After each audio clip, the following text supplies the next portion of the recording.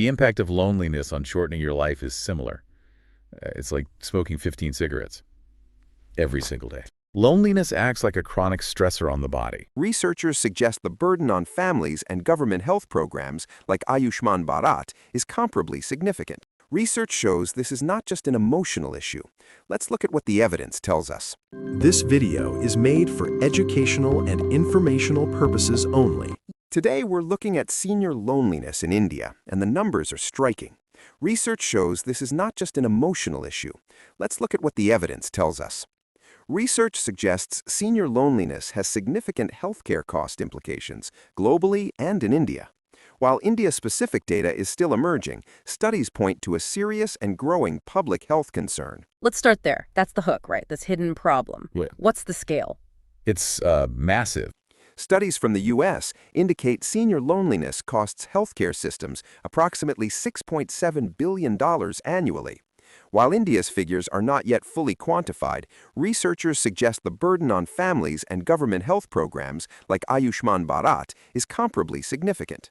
And there's this important analogy from global health experts, including statements aligned with WHO India research that really puts the issue in perspective. The impact of loneliness on shortening your life is similar. It's like smoking 15 cigarettes every single day. 15 cigarettes a day, just from being isolated. That's quite a statement. It really puts it in perspective, doesn't it? It's not just feelings, it's physiology. U.S. studies show that for every lonely senior, healthcare costs can run $3,000 to $5,000 more per year than for socially connected seniors. India equivalent data is being studied, but the per-person cost pattern is expected to be significant. Well, the sources show lonely seniors have healthcare costs that are like 50 to 60% higher than seniors who feel connected. 50 to 60% higher. Yeah. Which works out to an extra, maybe $3,000 to $5,000 every year per person. Just extra cost because they're lonely? Exactly. And it's not preventative care, Yeah. It's acute stuff. Acute stuff, like emergency room. Right. They use ERs about 70% more often. Yeah. And think about this. They end up in long-term care facilities at double the rate. Double the rate. That's incredibly expensive long-term care. It is hugely expensive. So how does feeling lonely, how does that actually physically lead to an ER visit or needing a nursing home? Is it just psychosomatic? Not really. No, it's deeper. Loneliness acts like a chronic stressor on the body. It actually triggers biological changes. Like what kinds changes? Well, chronic inflammation is a big one. You see elevated markers like C-reactive protein. C-reactive protein, isn't that linked to heart disease and stuff? It is. Think of it like the body's alarm system being stuck on this constant low-level inflammation. It leads to something the researchers call amplified aging. Amplified aging. That sounds, well, it sounds bad. It means their biological age starts to look much older than their actual chronological age. How? What's the mechanism there? Okay, so the science gets pretty specific. Chronic stress from loneliness seems to shorten telomeres faster. Telomeres. Those are the caps on our DNA, right? Protecting them. Exactly. Loneliness makes them fray quicker. It's like speeding up the aging clock right down at the cellular level. Plus, you get these patterns of elevated stress hormones like cortisol that just don't shut off. So when seniors complain about, I don't know, constant headaches or muscle pain, fatigue, getting every little bug that goes around, Right. we might think it's just, getting old. But it could actually be the physical result of this biological burnout from isolation. That's precisely what the evidence suggests. These aren't just random aches and pains necessarily. They're symptoms. Which brings us to intervention. If loneliness is as big a risk factor for early death as, say, high blood pressure, Which studies show it is. then we can't just ignore it. We need solutions.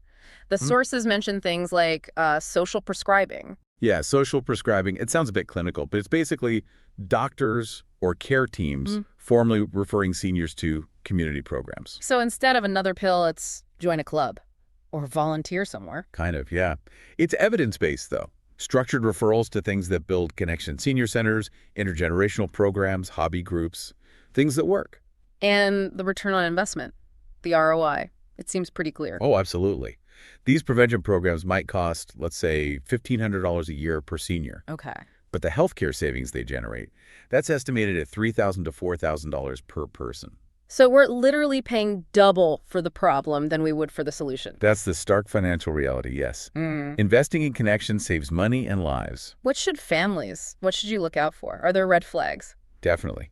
Be aware if an older loved one has a lot more medical complaints, but there's no clear diagnosis. Or if they seem really reluctant to leave a doctor's appointment, like they just want someone to talk to. That makes sense. And perhaps the saddest sign is when they start saying things like, they feel like a burden. That's often a coded way of expressing deep loneliness. Maybe feeling their physical complaints are the only ones people will listen to. So just to wrap this up, loneliness isn't just sad. It triggers a real biological breakdown, inflammation, this amplified aging you mentioned, which makes people sicker and costs families and the system thousands and thousands in avoidable acute care. It's this silent crisis, really. It is. And, we screen for blood pressure, for cholesterol all the time.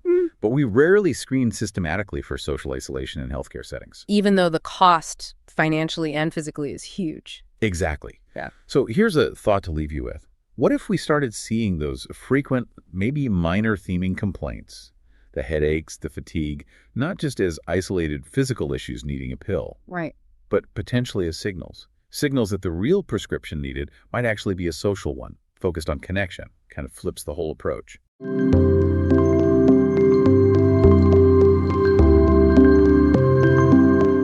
This video is for educational and informational purposes only and does not constitute medical advice. Always seek the advice of a qualified healthcare provider regarding any medical condition or treatment.